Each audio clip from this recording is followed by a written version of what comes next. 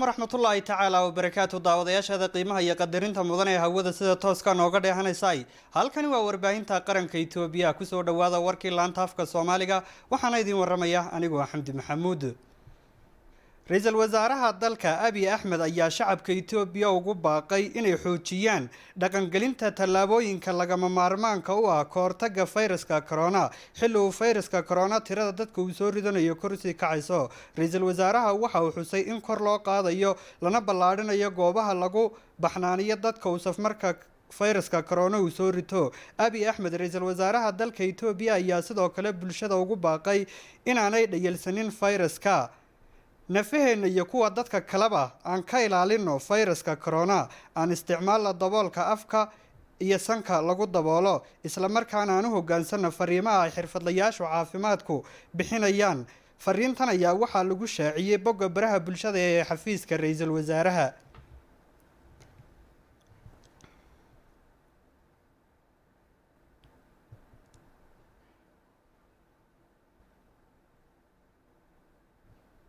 waxaa cilmi baadhis laga sameeyay saameynta COVID-19 ee xanuunka fayraska corona uu ku yeeshay shaqaalaha iyo adeeg bixinta xafiisyada dawladda cilmi baadhistan oo ay sameysay macadka hogaaminta shaqaalaha Itoobiya oo kaashanaysa komishinka shaqaalaha dawladda ayaa waxaa laga sameeyay 70 xarumood oo ka mid ah xafiisyada heer deegaan ee xafiisyada heer federaal iyo sidoo kale kuwa maamulka magaalada Addis Ababa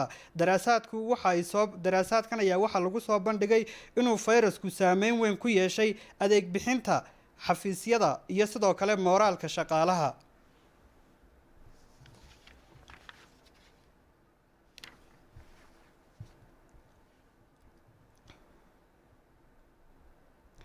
qorshaha horumarinta 10 sano ee dhawaantan dawladdu dejisay ayaa la sheegay inuu dalkan Itoobiya ka saacidayo isla markaana u suurto galinayo hogaaminta dhaqaalaha ee qaaradda Afrika sida uu ku waramayo wariyahayaga Nimcaan Cusmaan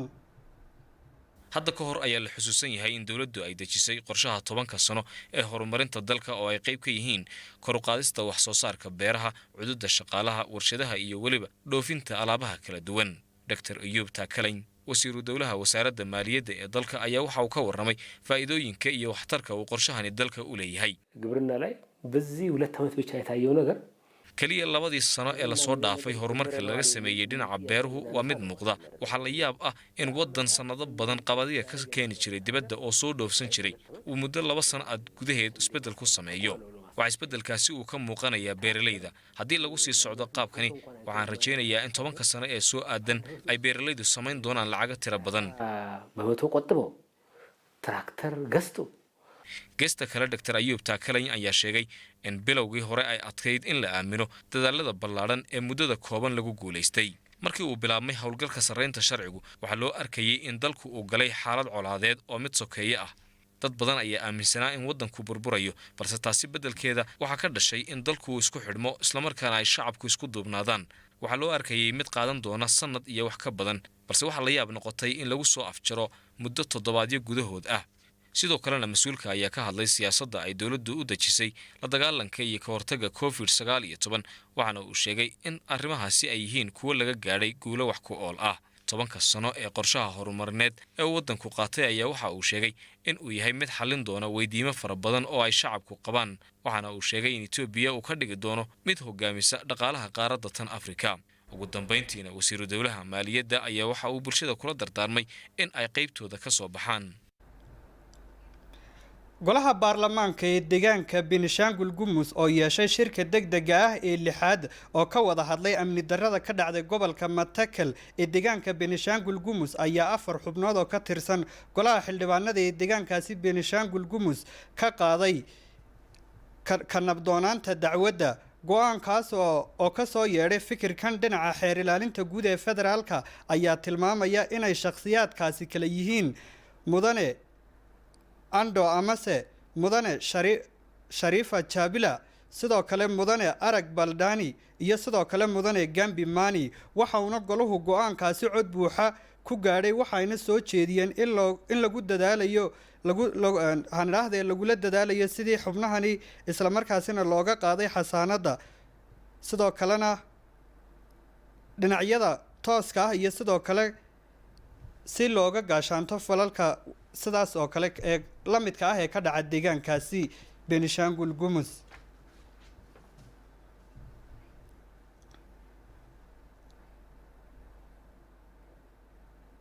وهاجاك داوديال waxaa daawanaysaan wali warka laanta afka Soomaaliga ee warbaahinta qaranka. Ciidanka difaaca qaranka ee dalkan Itoobiya ayaa gacanta ku dhigay bakhaar weyn ee kooxda TPLF ay ku kaydsanayeen hubka ama gantaalada nooca ridada dheer leh loo yaqaan miskalka. Wariyahayaga Cabdiraxmaan Sheekh Cabdullaahi ayaa eegaya.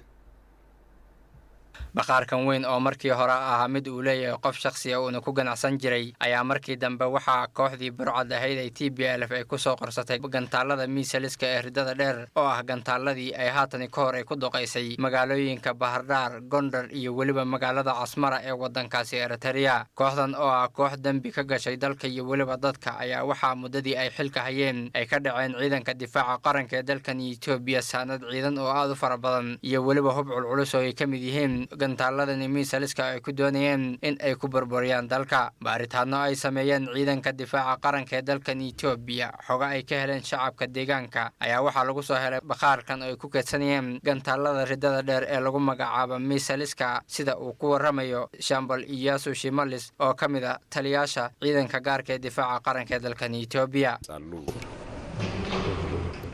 ውጊያችንን አጠናቀን መቀሌ ከገባንበት ጊዜ ጀምሮ በተሰጠን ቤት ለቤት አሰሳ እንዲሁም ኦፕሬሽን kadib markii aan soo gabagabeynay howlgalkii oo aan soo galnay Maqale ayaa baaritaano la sameeyay iyo waliba xogaha laga helay shacabka waxaan ku soo helnay bakhaarkan weyn oo kooxdii junta ay ku qarsanaysa gantaalada misaa'ilka ee ridada dheer kuwaas oo ah kuwii ay ku duqeynayeen magaalooyinka Bahardar, Gondar iyo waliba Casmara. sanduuqyadan oo ah kuwa lagu keediyo gantaalada ridada dheer 7 kamid ah hubkoodii la riday oo la isticmaalay halka 13 sanduuqna wali ay ku jiraan gantaalada. mas'uulka ayaa sidoo kale waxa uu sheegay in falalka noocan oo kale ay yihiin falalka si cad u cadeynaya in kooxdii burcad ahayd ee junta ay ahaayeen koox aan innaba aan u aabayeeleynin shacabka iyo waliba dalka danahoodana u adeegsanayo hub culculus oo khasaaro ba'an geysan karo. sidoo kale gaarigan oo ka mid ah gawaaridii ay kooxda junta ay u adeegsanayeen gantaaladii misaa'ilka ee ridada dheer ay ku duqeynayeen qaar ka mid ah magaalooyinka dalkan Itoobiya iyo waliba magaalada Casmara ee wadankaasi Eritrea ayaa isaguna waxaa laga helay goob ku dhow magaalada Maqala. waxaana ciidanka difaaca qaranka ee dalkan Itoobiya ay sheegeen in sidoo kale sifa kooxdan ay u burburin ama ay u gubin hubkan iyo waliba gawaaridan culculus oo ah hanti ay ka dhaceen shacabka iyo waliba dalka ay dabagal ku hayeen haatan ay gacanta ku dhigeen hubkii iyo waliba gawaaridii kala duwan ay u adeegsanayeen gantaalada ridada dheer ee lagu magacaabo misaa'ilka. وهاجاك وزارة arrimaha dibadda ee dalkan Itoobiya ayaa sheegtay in la sii xoojinayo dadaalada ku aadan sidii haniraahday dadaalada laga bilaabay ee ku aadan xal u helidda dhibaatooyinka ka jira xadka labada dal waa Itoobiya iyo Suudaan. afayeenka wasaaradda arrimaha dibadda Ambassador Dina Mufti ayaa war-saxaafadeedkiisa toddobaadlaha waxa uu ku sheegay in inkastoo ay hadda yaraatay dhibaatada ka jirta xuduudka labada dal waa Itoobiya iyo Suudaan haddana Itoobiya xoojinaysa dadaalka xalka loogu raadinayo. afayeenka ayaa sheegay inay jiraan kooxo faa'iido ay ugu jirto isku dhaca labada dal Itoobiya iyo Suudaan. ugu dambeyntii Ambassador Dina Mufti war-saxaafadeedkiisa waxa uu ku xusay in booqashada dalka Suudaan uu ku tagay ra'iisul wasaare ku-xigeenka ahna wasiirka arrimaha dibadda ee dalkan Itoobiya mudane Dhamaqa Mokonon ay sii adkeynayso isla markaana door laxaad ay ka qaadanayso xiriirka taariikhiga u dhaxeeya labada dal waa Itoobiya iyo Suudaan.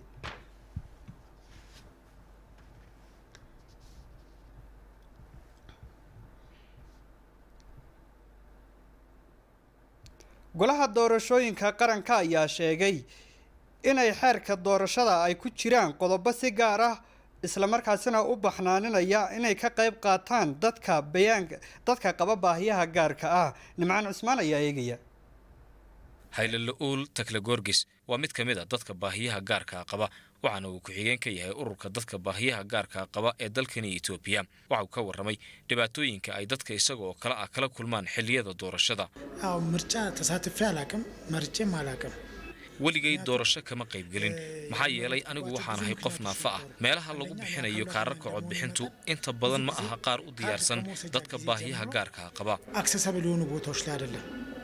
Wanshit Girma waa gabadh dhalinyaro ah oo naafo ka ah maqalka waxay tilmaantay in ololayaasha iyo wacyigelinta ay sameeyaan xisbiyada siyaasadeed aanay ahayn qaar ku filan ama si loogu talagalay dadka iyada oo kale maqalka naafada ka ah ቅስቀሳ ያደርጋሉ የተለያየ ነገር ለወደፊት ስለሚሰሩት ነገር ይናገራሉ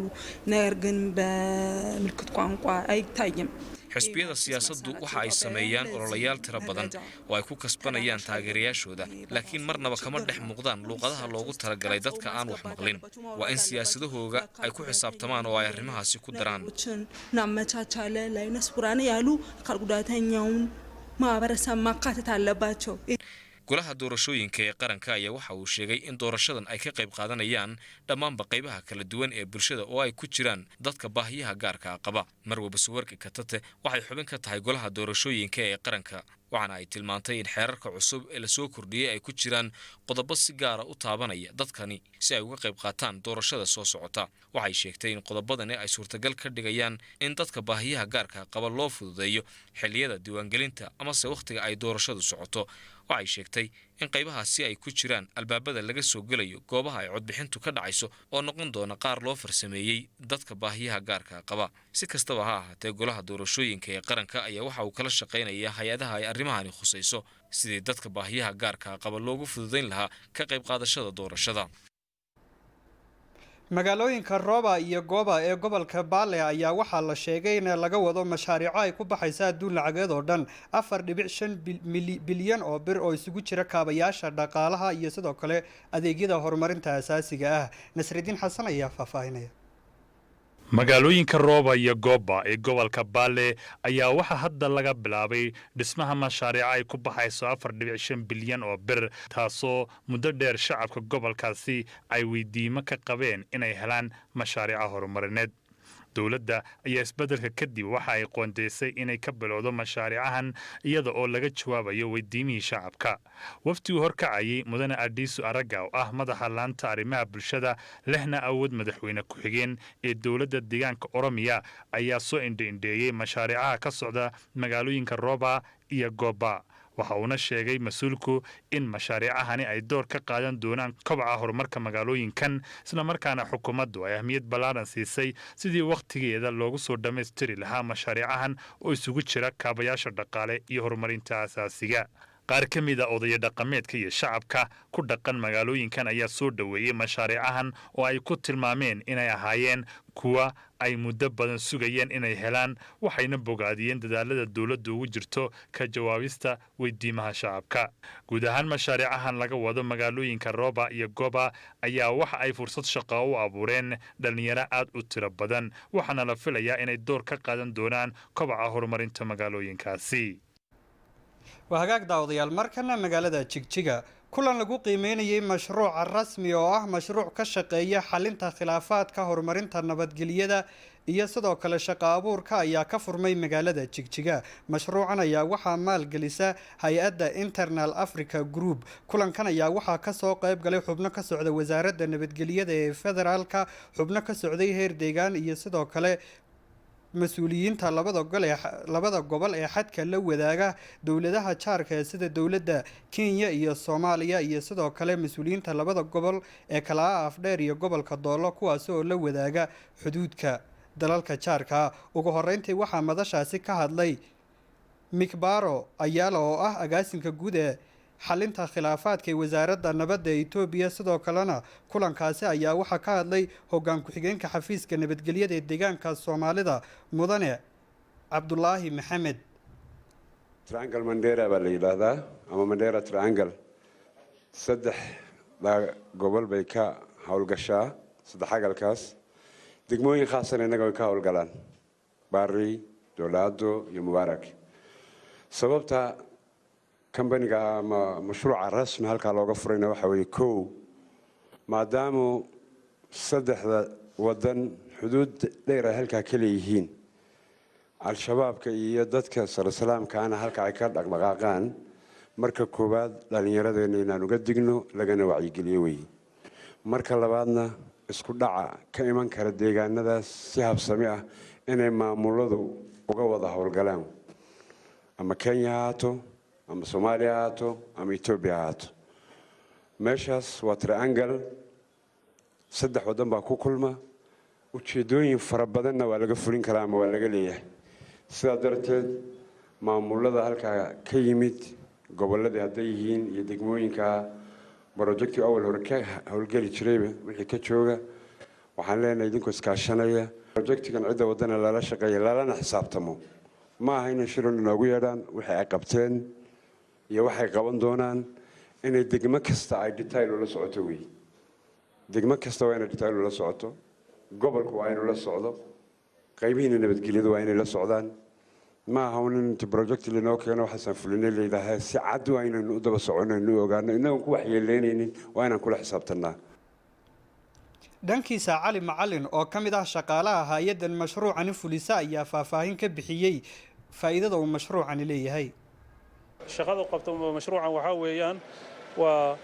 ka shaqaynta nabadgelyada weeyaan ka shaqaynta nabadgelyada markaan ku leeyahay waa gudaha Itoobiya iyadoon ku koobnayn waa xuduudaha dhammaan xuduudaha ilaa xuduudaha weeyaan marka dhammaan dhanka Kenya iyo Soomaaliya dhanka iyo Itoobiya saddexdan geesood waa hal mowqif oo maaragtay la wada leeyahay oo dhanka ka shaqaynta bulshada inta badan way fahmeen guddiyo badan baa jira oo la dhisay nabadgelyada xuduudaha culimaadiinka maamuladu oo ka warqabaan marka guud ahaan hadafkeedu waxa weeyaan ka shaqaynta nabadgelyada ayaan leeyahay kuliyadda barashada xirfadaha farsamooyinka kala duwan ee Suldaan Cabdulaahi Suldaan Bade ee magaalada Goday ayaa waxaa ka qalin jabiyay 368 arday qalin jabintan ayaa waxa ay tahay dufcadii 17aad ee kuliyadda xirfadaha farsamooyinka kala duwan ee magaaladaasi Goday ka qalin jabiya ardaydan qalin jabinaysay ayaa waxa 98 kamid ah ay yihiin gabdho ugu horeyntii waxa munaasabadaasi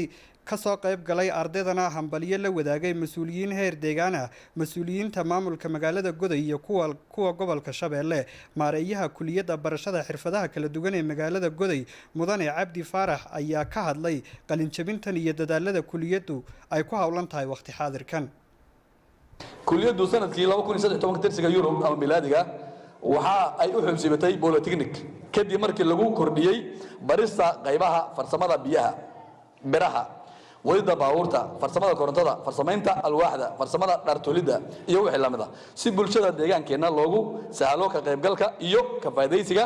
fursadaha shaqo ee ka banaan suuqyada deegaankeena waxayna bilowday inay soo saarto xirfadlayaal shaqada yaqaana lana tartami kara xirfadlayaasha deegaanada kale daboolina kara baahiyaha shaqo ee deegaankeena iyo guud ahaanba dalka iyo dunida ay u baahan yihiin kuliyadan oo lagu magacaabo Suldaan Cabdulaahi Suldaan Bade Polytechnic College waxay ku hawlanayd inay faltusmeed ahaan iyo cashir ahaanba ugu gudbiso xirfadaha iyo cilmiga ay bixiso bulshada deegaanka muddadii 18 sano ee u dambeysay ee jirtay waxay soo saartay xirfadlayaal la tartami kara buuxina kara baahiyaha deegaankeena iyada oo adeegsanaysa tababarada dhaadheer ama tooska ah ee regularka loo yaqaan kuwa fidinta extensionka loo yaqaan iyo kuwa tababarada gaagaaban intaba way samaysay ardayda hadda noo qalin jabinaysa xafladda u fadhido dhammaantood markaas ku darno waa 368 arday 368 arday weeye ardaydaas waa 6 departmentiga maanta ugu badan waa cilmiga oo caafimaadka xoolaha bartay sidoo kale waxaa munaasabadaasi qalin jabinta ka hadlay una hambaliyay ardayda wasiirka xafiiska TV8 ee deegaanka Soomaalida mudane Cabdulaahi Maxamed Muuse waxaana uu tilmaamay in ardaydani ka qalin jabisay xirfadaha kala duwan ay xirfadahaasi yihiin kuwa uu deegaanku u baahan yahay waxaan leeyahay dhammaantiin hambaliyo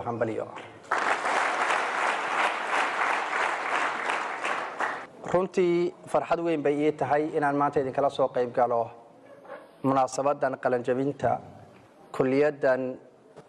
farsamada gacanta iyo beeraha ama polytechnic ee Suldaan Cabdulaahi Suldaan Bade ee magaalada Goday taasoo ka mid ah kuliyadaha ugu da'da weyn ugu ballaaran uguna horeeyay ee dawladda deegaanka Soomaalida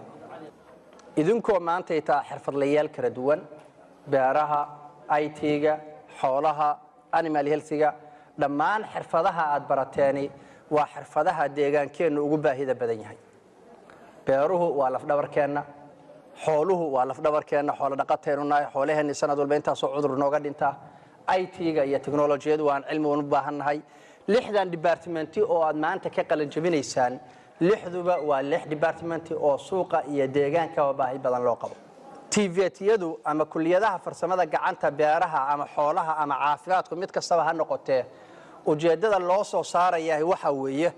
qofku inuu aamino inuu noqdo qof gacantiisa ku shaqaysan kara waxaanu doonaynaa webigii baanu haysannaa ciidii baanu haysannaa dawladdu shaqo abuurka dadka inay ku taageerto diyaar bay u tahay cilmigii lagu shaqayn lahaana idinka hadda bartay in badan oo idinka midii waxaan rabnaa inaysan dawladda u shaqo tagine mid waliba asagu beer qorto mid waliba asagu xoolo intuu dhaqdo uu xoolihiisa cilmigii hore cilmi ka duwan ku dhaqdo shaqo abuurayaal dakhli bixiyayaal dadka qaabka u noolayaan kuwa noloshooda wax ka bedela inaad noqotaan baan doonaynaa waa hagaag daawadayaal markana wararka caalamka sanadkan 2020 oo ah mid gabagaba ah ayaa waxaa la sheegay inay qaaradani Afrika soo wajaheen caqabado ay ka mid yihiin COVID-19 Cabdiraxmaan Sheekh Cabdullaahi ayaa eegaya markii uu dunida ka dilaacay xanuunkan safmarka ee COVID-19 ayaa wadamadii ugu horeeyay qaaradda Afrika uu saameynta ku yeeshay waxaa ka mid ahaa wadanka Koonfur Afrika haddaba wadanka Koonfur Afrika ayaa waqtigaasi waxa uu qaaday tallaabooyin lagu xakameynayo loogana hortagayo saameynta xanuunkan safmarka ee COVID-19 ay ka mid yihiin gurmad ku aadan ballaarinta adeegyada kala duwan ee caafimaadka iyo weliba heegangelinta dhammaan xirfadlayaasha dhinaca caafimaadka waxaa sidoo kale tallaabooyinka wadanka Koonfur Afrika waqtigaasi la qaaday ka mid ah xanibaado ku aadan dhaqdhaqaaqyada dadweynaha inkastoo tallaabooyinkaas ay noqdeen kuwo guulo laga gaaray laguna xakameeyay xanuunkan safmarka ee COVID-19 haddana waxaa sidoo kale tallaabooyinkaasi ay saameyn ku yeesheen arrimaha dhinaca dhaqaalaha ee wadankaasi Koonfur Afrika sanadda 2020 oo gabagaba ah waxyaabihii kale lagu xasuustay ayaa waxaa ka mid ahaa saameynta ballaaran ee xanuunkan safmarka ee COVID-19 uu u geystay wadamada qaaradda Afrika Kenya ayaa iyadoo horaantii markii uu ka dilaacay xanuunkan safmarka ee COVID-19 waxaa dawladda ay soo rogtay xanibaado ku aadan saacadaha dadku ay soconayaan iyadoo markii dambana ay dalkaas ay ka dhaceen banaanbaxyo looga soo horjeedo xanibaadahaasi xilligii xanuunkan safmarka ee COVID-19 uu ka dilaacay dunida ayaa rajada qaaradda Afrika waxa ay ahayd mid aad u liidato waxaana qaybaha kala duwan ee saynisyahanada dunida iyo weliba kuwa qaaradda Afrika ay xilligaasi ay sheegeen in xanuunkan uu saameyn ballaaran u geysan doono qaaradda Afrika waxaana xilligaasi ay cudurdaar ka dhigteen maadaama qaaradda Afrika uu dib u dhac ka jiro dhinacyada kala duwan ee adeegyada caafimaadka balse arrintaasi ma aynan dhicin shacabka qaaradda Afrika oo boqolkiiba 17 marka la eego guud ahaan shacabka adduunka ayaa guud ahaan marka la eego saameynta fayraska COVID-19 ee dunida waxa qaaraddan Afrika uu saameeyay boqolkiiba 3 sidoo kale sanadda 2020 ayaa waxa ay ahayd sanad wadamo badan oo qaaradda Afrika ay la yimaadeen hal abuur ku aadan tiknoolajiyadda casriga ee lagu baarayo laguna daweynayo xanuunkan safmarka ee COVID-19 wadamo ka mid ah qaaradda Afrika ayaa iyagu waxa ay soo saareen qalab lagu ogaanayo qofka qaba xanuunkan iyo waliba qofka aan qabin muddo 10 daqiiqo ah iyadoo sidoo kalena wadamada qaar ay soo saareen dawo dhaqameedyo looga hortagayo xanuunkan safmarka ee COVID-19 balse haatan warbixinada ayaa waxa ay sheegayaan in xanuunkan mar labaad uu ku soo rogaal celiyay wadamada dunida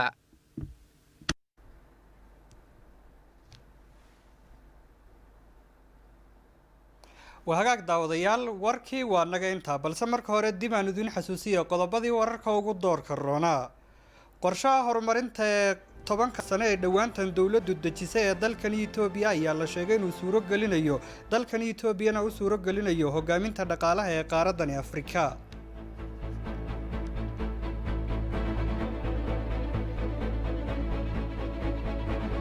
ciidanka difaaca qaranka ee dalkan Itoobiya ayaa gacanta waxa ay ku soo dhigeen bakhaar ay kooxda TPLF ku qarsadeen hubka gantaalada ridada dheer ee loo yaqaan maskalka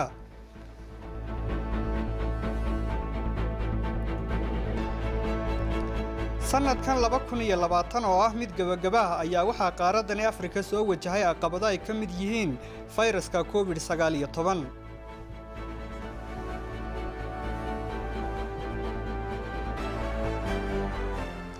intaas ayaanu ku soo afmeeraynaa daawadayaal war wuxuu telefishinku idinku tala galay warka wuxuu si toos ah idinkaga imaanayay stuudiyaha Dasaaba waxaana idin waramayay anigoo Xamdi Maxamuud inagoo ilaalinayna kala fogaanshaheena aan ku xaqiijino badqabkeena caafimaad